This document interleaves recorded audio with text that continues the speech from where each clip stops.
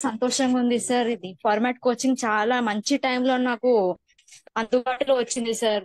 ఉమ్,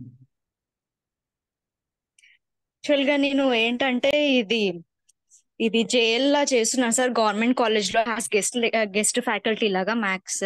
okay. అయితే మా colleague madam చెప్పారనమాట, ఇట్లా ఫార్మాట్ కోచింగ్ బాగుంటుందని. అప్పుడు జాయిన్ అయ్యాను.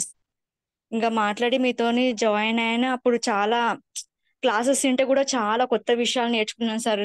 సబ్జెక్ట్ ఇంత డెప్త్ ఉంటుందా అన్నట్టు అనిపించింది సార్. ఉమ్.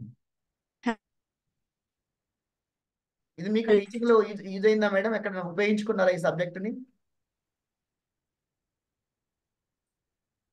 Hello sir. మేడం, అది బ్రేక్ అవుతుంది, వాయిస్ బ్రేక్ అవుతుంది.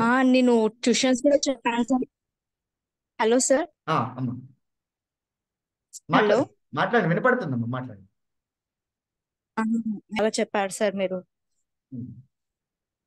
Madam, thank you Priyanka.